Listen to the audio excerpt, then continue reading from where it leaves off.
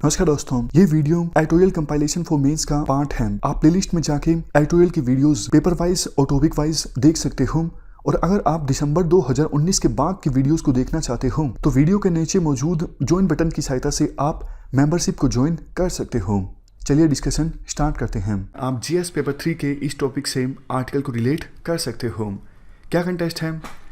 देखो, हाल ही में ministry of consumer affairs के द्वारा देश के काफ़ी सारे शहरों में टेस्ट कंडक्ट किए गए थे ये जांचने के लिए कि पाइप के थ्रू घरों में जो पानी की सप्लाई आती है उसकी क्वालिटी कैसी है। तो काफ़ी ख़राब नतीजे सामने आए। जैसे देखो, एग्जांपल के तौर पर दिल्ली में अलग अलग इलाकों से 12 सैंपल्स लिए गए थे ये जांचने के लिए कि पानी के क्वालिटी का जो स्टैंडर्ड होना चाहिए क्या उस स्टैंडर्ड का पानी आ रहा है घरों में या फिर नहीं आ रहा है।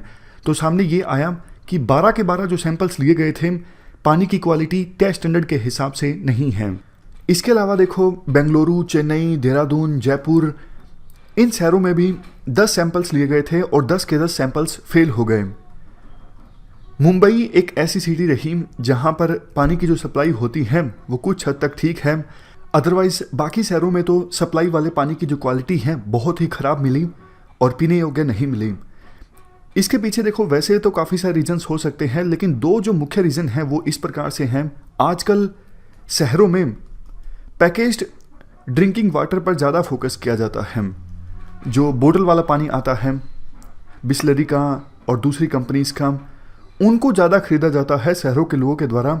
और काफ़ी सारी जो कॉलोनीज़ हैं उन्होंने अपने घर में फ़िल्टर लगवा रखे हैं या फिर बहुत से इलाकों में ग्राउंड वाटर का इस्तेमाल ज़्यादा होता है पीने के लिए।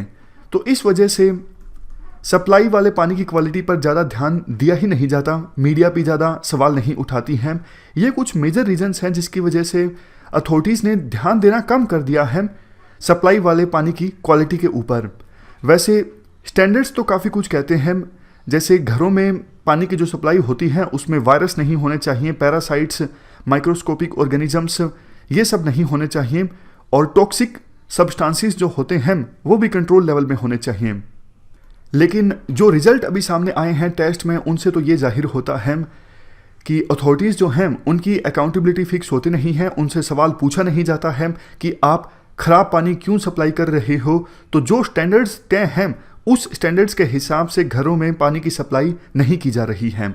और देखो, अभी क्या है, एयर क्वालिटी इंडेक्स हमें डेटा प्रोवाइड करता है अच्छे से कि कहाँ पर एयर की जो क्वालिटी है कैसे है। तो सिटीजन्स काफ़ी एम्पावर हुए हैं, सिटीजन्स भी काफ़ी जागरूक हुए हैं, उन्होंने सरकार से क्वेश्चन पूछने स्टार्ट किए हैं।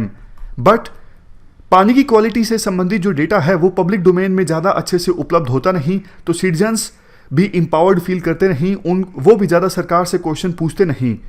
तो आवश्यकता ये भी है कि डेटा जो है वो पब्लिक डोमेन में उपलब्ध करवाया जाए ताकि सिटीजन्स क्वेश्चन पूछें। नेक्स्ट पॉइंट ये बोला जाता है, सरकार की फिलहाल देखो ये रणनीति है कि इस प्रकार का टेस्ट कंडक्ट करके और विभिन्न सिटीज़ को एक प्रकार से रैंकिंग देके कि कहाँ पे पानी की जो क्वालिटी है वो अच्छी है, एंकरेज किया जा सकता है विभिन्न सिटीज़ को कि वो अच्छा पानी सप्लाई करें घरों में। लेकिन देखो, ये जो स्टेप है वो सफिशिएंट नहीं है।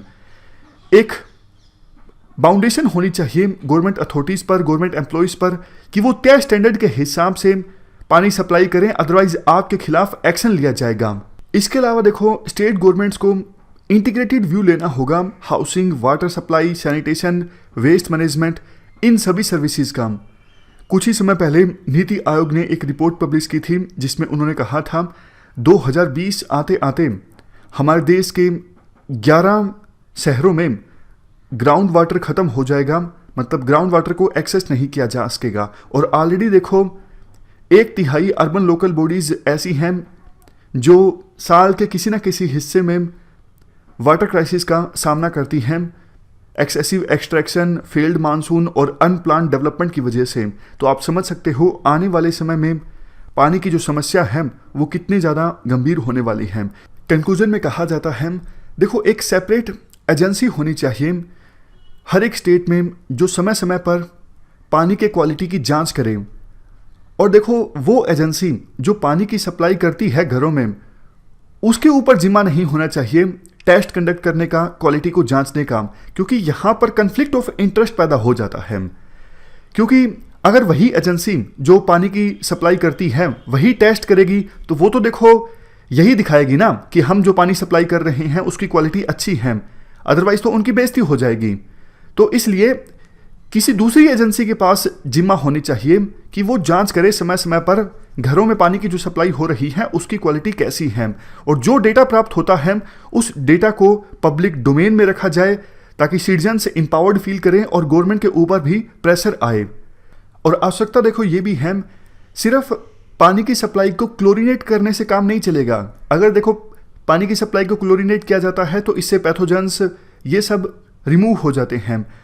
पानी की सप्लाई की अपीयरेंस कैसी है, स्मेल आ रही है या फिर नहीं आ रही है, टेस्ट कैसा है, इन सब चीज़ों पर भी ध्यान देने की आवश्यकता है। तो ये हमने पूरा आर्टिकल डिस्कस किया पानी की क्वालिटी से संबंधित। इस डिस्कशन में फिलहाल इतना ही है। Thank you very much for discussion.